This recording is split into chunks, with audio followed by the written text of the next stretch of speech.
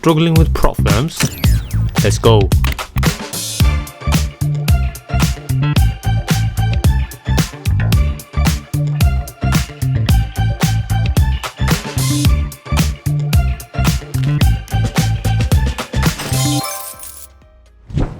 Right guys, this is going to be a video that I should have maybe put out a long time ago, but I've finally been able to find a opportunity and time to make this certain type of video. And what is the video about? As you've probably already seen from the thumbnail, you know, the 7 things that I wish I never did, you know, starting out with trading. Right now, obviously some they were unavoidable, and obviously these are obviously you could say a few that, you know, are super important, especially when you're starting out. Psychology, back testing, forward testing, you know, an obsession to succeed with trading, and obviously never giving up, you know. But never giving up, that's what we hear from day one. From this psychology, you know, I think it comes later. I don't think it's and I don't care what anyone thinks. I don't think it's, you know, 90% psychology and 10%, you know, technicals or price action or whatever you want to call it, you know.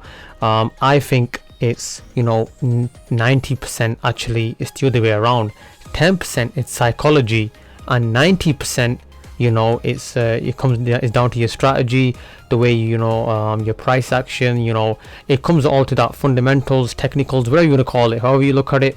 And the reason why I'm just gonna, before we go into this, right, I'm going to be using my trade Zeller, and obviously you can see all this, and I take my if you've been watching my content for a while now, guys, you know I take, you know, back testing very seriously. This is my back testing data from GJ over, you know, 500 plus days, more than 2 years, over 500 trades. And if you look at all this, I mean, if I even go to back, I mean, this just shows, guys, that, you know, even on Canva, I've put down every single trade in the correct winning and losing order, in the correct trade order. And why? Because I'm a strong, you know, that's where I get my confidence from. You can only get your confidence from data, right? I collect all this, you know. I'll give you an even example, the random 10, you know, the 10 random coin toss theory. You're just gonna get an idea, right? What kind of a, you know, if you want to call it a trading nerd, if you want to call it, yeah, I am. Why? Because, well, at the end of the day, it makes me money, right? I get to pay the bills. Why? Okay. And if just from this, why have I done this? This is not something I just added right now. You think I've done all this now? No, I've done all this. I've always wanted to come back on here and check what are the pros doing, what are the losing traders doing. Even if I go on the losers, right, look at all this. 28 bad trading habits you need to break today. 28. I know I've mentioned on the thumbnail 7 don'ts, but let's go through this. And then obviously I'll be going through, you know, normally the break and retest, how if you've been watching my content, I go through the zones, I go through, you know, the entry points and all that. We'll go through that, but let's go right now through the important parts. I like to get all this from Google, then I like to just add it onto this. Rather than just keep going on Google and typing out checking out different things, just clicking on each one of these, and I know, for example, let's just pick a random one, right? Trading without a stop loss. So that's what the 99% are doing, because 1% are successful. So I know I don't want to be part of that 99%. So what I'm going to do is I'm going to avoid all this, moving a stop loss, right? Removing a stop loss. Me personally, I do move a stop loss, but I made a video on how to manage the risk, and that's, you know, obviously if you watch that, then you'll know exactly. But moving a stop loss, I don't know if exactly what it means by that. Does it mean like making it bigger or making it smaller? But me personally, I do move my stop loss, but hey, it makes me profitable, it works for me, so why not? Removing a stop loss, I'm definitely against that, you know. That is one thing you should not do. Adding to a losing trade, you know, I mean, even when you're in a live trade, guys, if you have something like this, you can just come here and then straight away, you know, this is everything I need to avoid. Why? Even if I'm in a live trade, I'm not going to add to positions, you know, taking random trades. You can even look at this before you take a trade. Am I taking a random trade, or am I taking something that you know, it's my rule-based strategy? Am I following the rules? You know, trading without a stop loss, not keeping a trading journal. So I'm going to do the opposite. I am going to keep a trading journal, and I do. Well, Trade Zeller is a journal, you know. I use Microsoft Excel. I use that as a journal as well. So feeding to lose money, you know. So I'm going to do the opposite, you know. I'm okay losing money because I know it's an investment, trying to catch the tops and bottoms. Well, me personally, this is not something I do, but I trade off my key levels.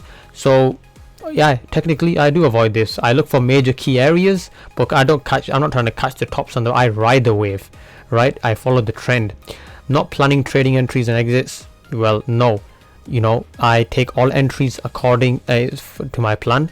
I exit with reason as well. Breaking trading rules, so I'm going to do the opposite. I'm going to follow all my rules. Not having trading rules, no, I'm going to do the opposite. I'm going to have trading rules.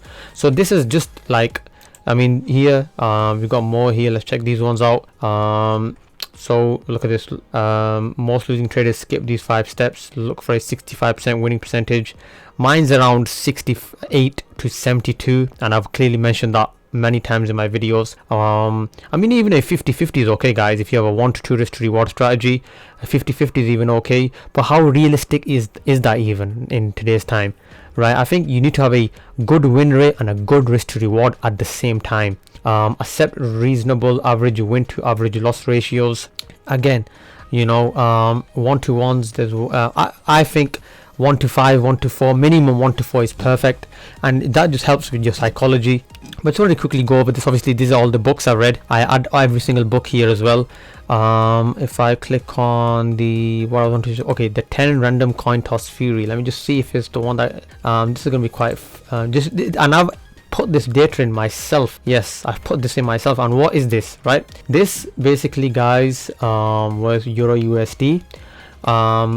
Best time to place a trade, I think set up to not the best time to trade. So I've seen Europe open 7 a.m. to 8 a.m. So this used to be the London Open breakout strategy I used to apply. And what this was, I don't use this method anymore. I strictly just do break and retest. So what I'm going to do is, 'cause this needs editing, right? Because I trade London and New York. So I'm just going to delete that. Let's delete this because I don't use this anymore. Okay, so what was I doing? And obviously, as you can see here, guys, what I added is that if my stop loss is this size and I'm aiming, for example, a 1 to 3, based on my win rate on a weekly, an average, and a monthly, what would be my win percentage? So this is why you should work out. I know this is not fixed, it can vary. Some weeks you can have losing weeks, you can have losing months. I totally understand that, but this is how I should break down everything, guys. That if my stop loss was 8 pips and I was aiming for a 1 to 9, if I won 2 trades out of 10 trades, had 8 losses, I would still walk away with around 20% in a week. This is the kind of I was going in insane with this, right? This is for Euro USD. I think there should be more currency pairs added here as well. Last time I checked, this is for GBP JPY. This is crazy. Again, 1 a.m. sorry 1 p.m. to 2 p.m. Don't know why this is AM. This is incorrect. I'll just change this while I'm here. Okay, again, this is not the strategy I trade anymore. So let's delete this. And my students know, the ones who are in the mentorship program, everyone that's here, they know that is not how the strategy works. Obviously, this is just some of my students. EU shows a nice 1 to 12 today, and I think actually went to hit a 1 to 12 as well. It's one of the students just passed his phase 1, his 200k account. Huge props to him, really proud of him. And okay, so this is like some of the things. So coming back to the topic, if I just find it, what the 7 don'ts, right? You don't have to even think about what you have to do. Just even if you work on what you have to avoid. Poor risk management. By the way, guys, I made a video recently, like maybe 1-2 days ago, how to manage risk with your stop loss. Definitely check it out. Number 2, no discipline, no structure. Number 3, so if you're thinking why you're losing, now you know why. Now you know why, guys. Strategy jumping, strategy hopping. How many of us are doing that? A lot of people are doing this, right? Number 5, perseverance, right? So it's pretty obviously this is how to fix. I like looking at each one of these, knowing that this is something I need to avoid, right? This is something I also want to stay away from. 10 habits of successful traders. Keep a journal. Use tools like rollover and early closure. Keep a balanced schedule, and lifestyle. Spend time with family. Don't just stay on the charts all every single day. You need something to freshen the mind. Go outside and walk on your own in the park. Leave your mobile phone at home. Go for walks in the park. Treat trading like a business. Give your time a certain time schedule. After that, give you time to for your family. Adapt to change. Never stop learning. I never stop learning. Every single day. My students in the mentorship know this. By the way, if you want to join, or if you want to, the link is in the video description, guys. So come head over. If you want to inquire about the one-to-one mentorship from myself, just drop me, DM me a message. Communicate with other traders, be generous. Now this is the strongest, one of my favorite parts of the mentorship. Communicating with other traders. Trading is a very, very lonely place, and it can start playing with your psyche. So just that's why I created a circle of like-minded individuals, talented individuals, and who have an obsession for success. And so we'll be speaking, communicating, taking losses together, taking wins together. So it's a fantastic community to be a part of. Now, okay, so coming back to the point. Now, obviously, we've seen, things that we should avoid and things that we should do. Trading, once you have a great strategy, it's not about, by the way, don't get overwhelmed by these lines, guys. I'm used to them. I've been doing this strategy for years. I'm just used to them having these levels now on the screen. Normally I have my charts. I've got 4 monitors. So on the other monitors, it's normally all clean.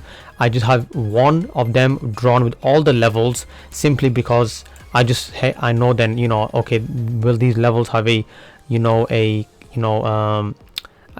still have a presence in the present moment markets, so anyways, so if we start from the beginning, right, like I said, I was going to break these down as well. Now, okay, it's not enough, guys, having a very strong edge, strong method. You need to know what to avoid as well. Once you've got all that as well, so once you got a great strategy, you've got a your psychology, if you're a strong-minded individual, then okay, what do I need to avoid, what do I need to if I would have done all this from the beginning. I'll even look at this, guys. Let me show you something. Let's go to this random coin flip website. Let me put it onto 10. So imagine this.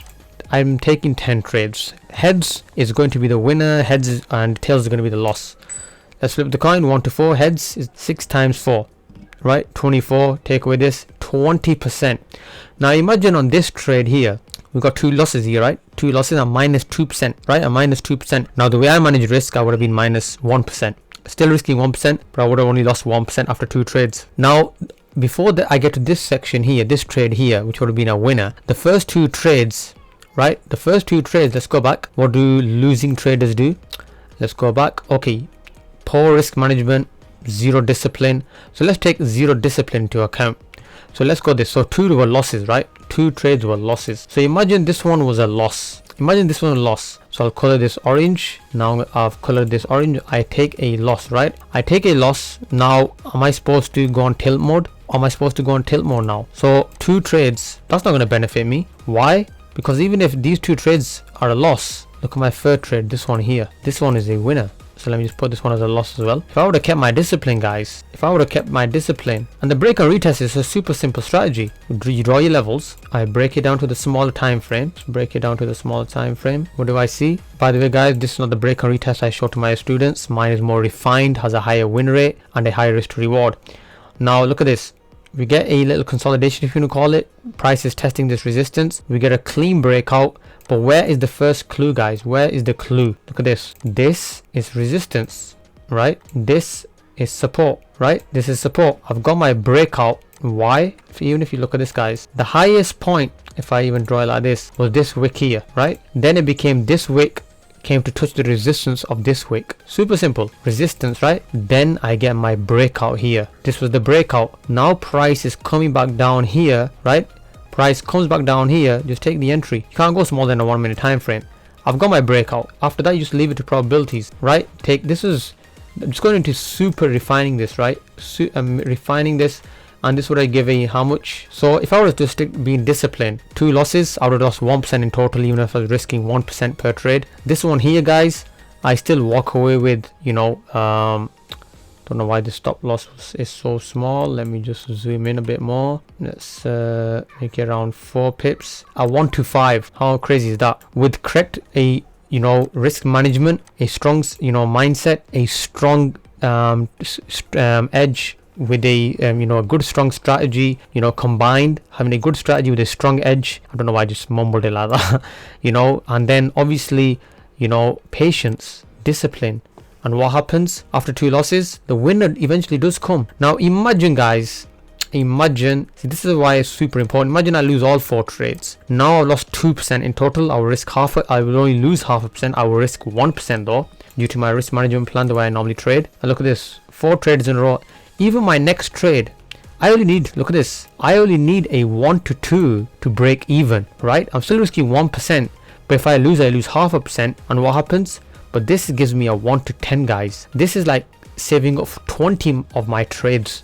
But I'm only trying to cover 4 trades. Nothing crazy. Only 4 trades. I'll need a 1 to 2, but this gives me a 1 to 10. How insane is that, guys? How crazy is that? I mean, so that is key, guys. That is key. You have to know, what to avoid. I mean, this just goes on and on, even higher.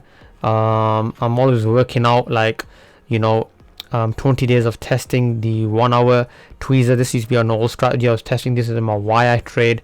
It's got my personal things in there of family, and obviously you need to have a reason to trade, reason to succeed, motivation.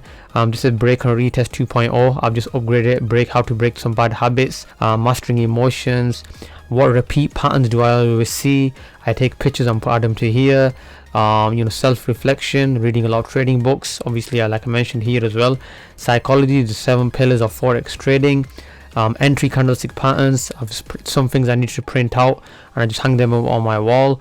List of all prop firms and brokers I know. What I mean by this is the respected ones and the most reliable ones. I mean, this was 70 something I've created, that 70 forex sources, scaling plan. So I'm up to about 4 so far. I've created about a few source source of income. 4 so far. My aim is 70, and I'm sure one day, hopefully when I get to 70, I'll maybe increase it, double aim. But yeah, this is my edge. Even candlestick psychology, the way the candlesticks move, everything, guys, everything. Live trading monitor, my trading fears, weekly journal, my statistics, USD JPY backtest. I'm doing everything. I break down everything. It is data. It is, at the end of the day, that's all it is, guys. The more data you have, the better trader you become, the more confidence you gain. The more confidence you gain is actually the better trader you become, right? If I put you up, let me just end it with this example, guys. An example, the perfect example is why it's not based on psychology, and why it's based on your edge over the market. Your strategy, the better the strategy, that's the better the psychology, not the other way around. And that's why it is not 90% psychology. It is 10% psychology and 90% strategy. Let me put it as an example. If I was going to say, guys, imagine you are 7 foot tall and you are going to fight someone who is 2 foot tall. Example, right?